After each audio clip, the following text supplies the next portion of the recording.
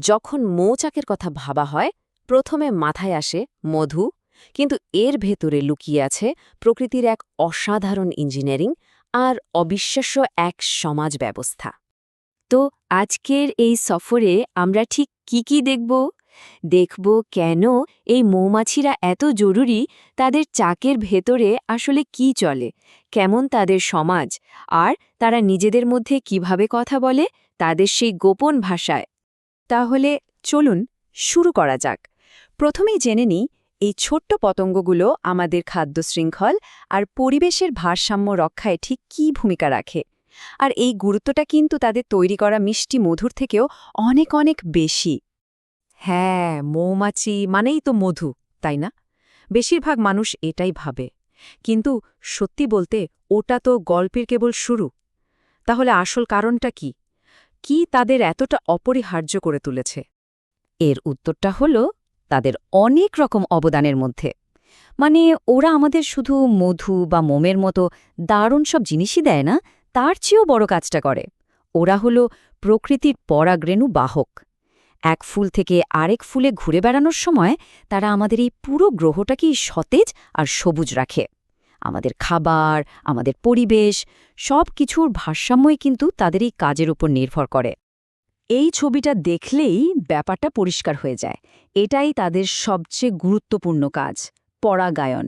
ওরা যখন নিজেদের খাবার জোগাড় করে তখন নিজের অজান্তেই গাছের বংশবিস্তারে সাহায্য করে। আর ভাবা যায় পৃথিবীর প্রায় ৭৫% খাদ্য উৎপাদন কিন্তু সরাসরি এই কাজের উপরই নির্ভরশীল। আচ্ছা, এবার চলুন একটু ভেতরে ঢোকা যাক। মৌমাছির চাকের ভেতরে কি হয় সেটা দেখা যাক।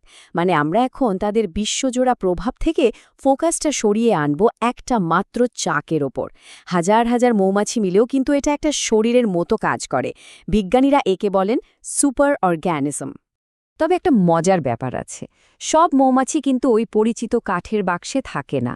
এই যে স্লাইডের ছবিগুলো দেখুন, একদিকে রকবি বা এপিস ডরসাটা, যারা গাছের ডালে মস্ত বড় খোলা চাক বানায়, আবার অন্যদিকে আছে এপিস মেলিফেরার মতো প্রজাতি। এরা গাছের খোদল বা দেয়ালে ফাটলে বাসা বানাতে ভালোবাসে, আর ঠিক এ কারণেই আধুনিক বাক্সে এদের পোষা অনেক সোজা। এই যে টেবিলটা, এখানে প্রধান ৪টা প্রজাতির একটা তুলনা দেওয়া আছে। একদিকে দেখুন বিশাল আকারের রকবি, বছরে ৮০ কেজি পর্যন্ত মধু দিতে পারে, কিন্তু এদের মেজাজ যা ভয়ানক, পোষ মানানো প্রায় অসম্ভব। আবার অন্যদিকে রয়েছে শান্তশিষ্ট ইউরোপীয় মৌমাছি।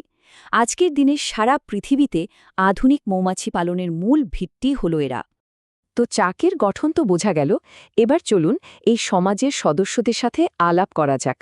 প্রত্যেকটা মৌমাছির কিন্তু একটা নির্দিষ্ট ভূমিকা আছে, আর সেটা ঠিক হয়ে যায় তার জন্মেরও আগে। এই ছবিটা দেখুন, কি পরিষ্কারভাবে বোঝা যাচ্ছে। প্রত্যেকটা চাকে মূলত এই ৩ ধরনের মৌমাছি থাকে: কর্মী, রানী আর ড্রোন। এদের আকার দেখেই কিন্তু এদের কাজ সম্পর্কে একটা ধারণা পাওয়া যায়, তাই না? এই স্লাইডের ব্যাপারটা কিন্তু বেশ মজার। এখানে ভাগ্যটা কিভাবে ঠিক হয় সেটা দেখানো হচ্ছে। একটা অনিষিক্ত ডিম থেকে জন্মায় পুরুষ ড্রোন, আর নিষিক্ত ডিম থেকে হয় নারী মৌমাছি। কিন্তু তার ভাগ্যটা নির্ভর করে তার খাবারের ওপর। যদি সাধারণ খাবার খায় তাহলে সে হবে কর্মী, আর যদি তাকে রয়্যাল জেলির মতো রাজকীয় খাবার দেয়া হয় তাহলে সে হয়ে উঠবে রানী।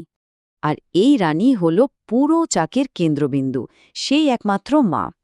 তার সেরা সময়ে একটা রানী দিনে ২০০০ পর্যন্ত ডিম পাড়তে পারে। ভাবা যায়, এটা তার নিজের শরীরের ওজনের চেয়েও বেশি। একটা চাকের প্রায় ৯৯% মৌমাছি হল কর্মী, আর তাদের জীবনটা হল দক্ষতা আর আত্মত্যাগের এক নিরাবিষ্টন উদাহরণ। বয়স বাড়ার সাথে সাথে তাদের কাজও কিন্তু বদলে যায়। একজন কর্মী মৌমাছির জীবনটা যেন একটা সাজানো গোছানো কেরিয়ার প্ল্যান। জীবনের শুরুতে সে থাকে পরিষ্কারতা কর্মী, চাক পরিষ্কার রাখে। এরপর সে হয় সেবিকা, ছোট ছোট লার্ভাদের খাওয়ায়। তারপর নির্মাতা হয়ে মোম দিয়ে চাক বানায়। এরপর হয় প্রহরী, চাকের প্রবেশপথ পাহারা দেয়। আর জীবনের একদম শেষ পর্যায়ে সে হয় সংগ্রাহক, বাইরের দুনিয়া থেকে মধু আর পরাগরেণু সংগ্রহ করে আনে। এখন প্রশ্ন হলো, এত রকম কাজ করার জন্য তাদের শরীরটা কিভাবে তৈরি? আসলে কর্মী মৌমাছির শরীরটা যেন একটা জীবন্ত সুইস আর্মি নাইফ, প্রত্যেকটা কাজের জন্য আলাদা আলাদা যন্ত্র লাগানো আছে। এই ছবিটা দেখলেই বোঝা যাবে কর্মী মৌমাছির প্রত্যেকটা পাই এক একটা স্পেশাল টুল। সামনের পায়ে আছে অ্যান্টেনা পরিষ্কার করার জন্য চিরুনির মতো অংশ, মাঝের পায়ে কাটা আছে ডানা পরিষ্কার করার জন্য, আর পেছনের পায়ে তো আছে সেই বিখ্যাত পরাগ ঝুড়ি বা কর্ভিকিউলা। এটা দিয়ে সে ফুল থেকে হাজার হাজার পরাগরেণু একসঙ্গে বয়ে নিয়ে আসে চাকে। কিন্তু সবচেয়ে বড় প্রশ্নটা হলো, একজন সংগ্রাহক মৌমাছি বাকি হাজার হাজার সঙ্গীকে কিভাবে জানায় যে ঠিক কোন দিকে কত দূরে গেলে সেরা ফুলের বাগানটা পাওয়া যাবে? তাদের একটা গোপন ভাষা আছে।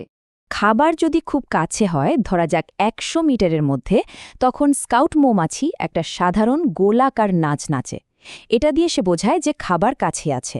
কিন্তু খাবার যদি দূরে থাকে, তখন সে ব্যবহার করে প্রাণীজগতের সবচেয়ে পরিশীলিত যোগাযোগ ব্যবস্থাগুলোর একটা ওয়্যাগটেইল নাচ। এটাই হলো সেই গোপন কোড।